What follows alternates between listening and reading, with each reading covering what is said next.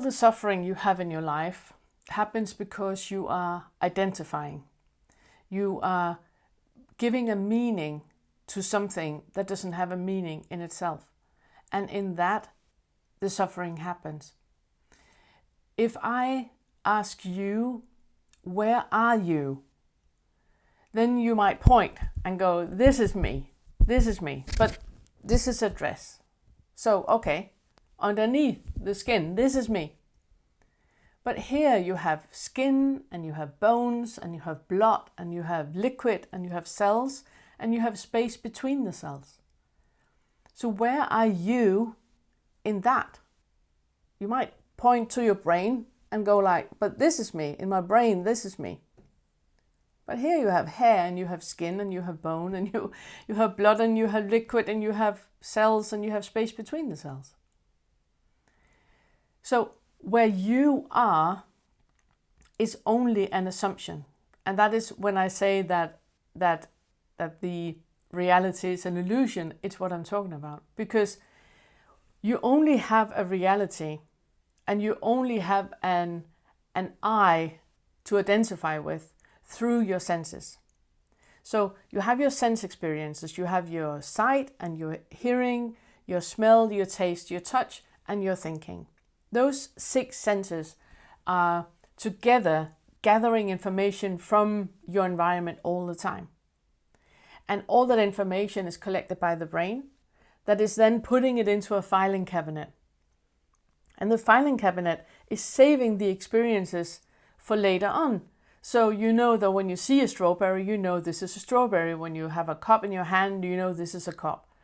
So in that, I'm just thinking there's actually some really interesting studies that have come out where we used to think, this is complete sidetrack, I hope it's okay.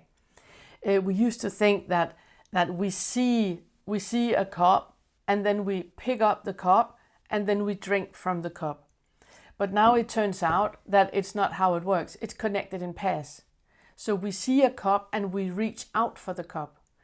Those two are connected. But the reaching out from the cup and drinking from the cup is connected. So the way that we perceive the world is completely different than what we thought. That was a bit of a sidetrack. But it is actually connected, because you think that you have a choice when you see a cup and you want to pick it up. Remember when you were a kid and you went to museums or saw sculptures or went into a toy store, you needed to touch all of it. And your parents kept telling you, you can't touch it, you can't touch it. The thing is, the brain doesn't compute with that. When you see something, you want to reach out. And as soon as you reach out, you want to grab it because it's connected in pairs. Anyways, so the someone you believe to exist as you only happens because of your sense experiences. And in that filing cabinet where all your sense experiences are collected, you will then, for example, let's say you have 10 years ago tasted a strawberry, then you see a strawberry now, you will pick that information up from the filing cabinet and knowing that that is a strawberry and I like or I don't like the strawberry. But thing is, you have no experience with that strawberry that is here right now. You are picking up the information from the filing cabinet from the strawberry you had 10 years ago. And that is where our suffering starts to happen. Because whatever experience you have had in your life, that experience has been filed in the filing cabinet. And whatever experience you have in your life now that is similar to the experience you had then, you are not going to experience what is actually happening right now. You are picking up information from the filing cabinet from your past. Which means that most of us are not even present in our lives at all. We are here moving about, not assuming, we are assuming what is happening, but we're not really in what is happening. In our assuming, we're picking up information from the filing cabinet that then tells us how we actually think about the situation we're in now. And in that happens a lot of identification. If you have experienced, for example, trauma in your childhood, then you have filed all those experiences, all those emotions. And remember, a 5-year-old is so vulnerable. A stern look or an angry voice is imprinting in the 5-year-old forever.